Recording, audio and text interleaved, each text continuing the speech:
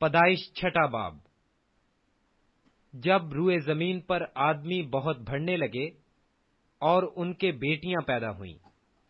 تو خدا کے بیٹوں نے آدمی کی بیٹیوں کو دیکھا کہ وہ خوبصورت ہیں، اور جن کو انہوں نے چنا ان سے بیاہ کر لیا۔ تب خداوند نے کہا کہ میری روح انسان کے ساتھ ہمیشہ مزاحمت نہ کرتی رہے گی، کیونکہ وہ بھی تو بشر ہے،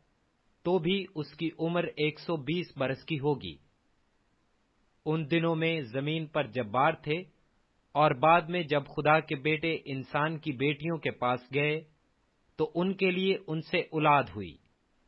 یہی قدیم زمانہ کے سورما ہیں جو بڑے نامور ہوئے ہیں۔ اور خداوند نے دیکھا کہ زمین پر انسان کی بدی بہت بڑھ گئی، اور اس کے دل کے تصور اور خیال سدا برے ہی ہوتے ہیں۔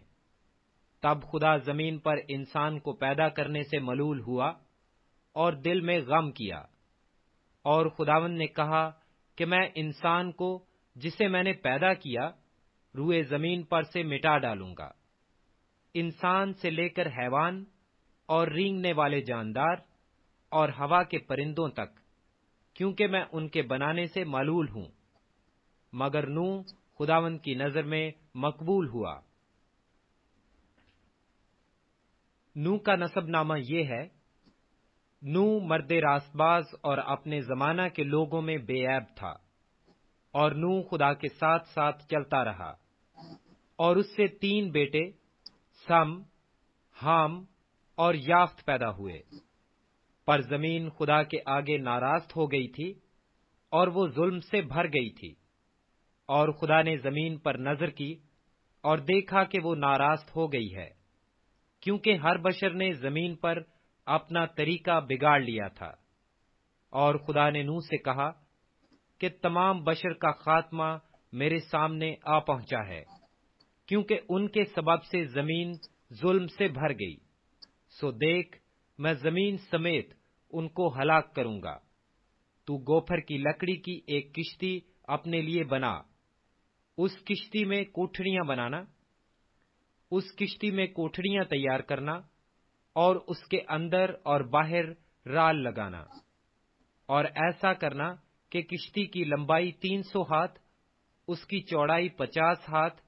اور اس کی اونچائی 30 ہاتھ ہو،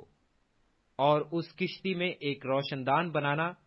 اور اس سے ہاتھ بھر چھوڑ کر اسے ختم کر دینا، اور اس کا دروازہ اس کے پہلو میں رکھنا، اور اس میں 3 درجے بنانا، نچلا، دوسرا اور تیسرا۔ اور دیکھ میں خود زمین پر پانی کا طوفان لانے والا ہوں، تاکہ ہر بشر کو جس میں زندگی کا دم ہے دنیا سے ہلاک کر ڈالوں، اور سب جو زمین پر ہیں مر جائیں گے۔ پر تیرے ساتھ میں اپنا عہد قائم کروں گا، اور تو کشتی میں جانا، تو اور تیرے ساتھ تیرے بیٹے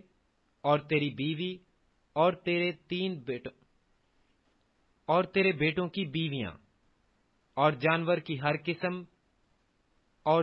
کی ہر قسم میں سے 2 اپنے ساتھ کشتی میں لے لینا، کہ وہ تیرے ساتھ جیتے بچیں، وہ نر و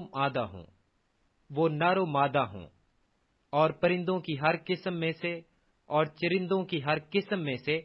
اور زمین پر رینگنے والوں کی ہر قسم میں سے 2 تیرے ساتھ آئیں،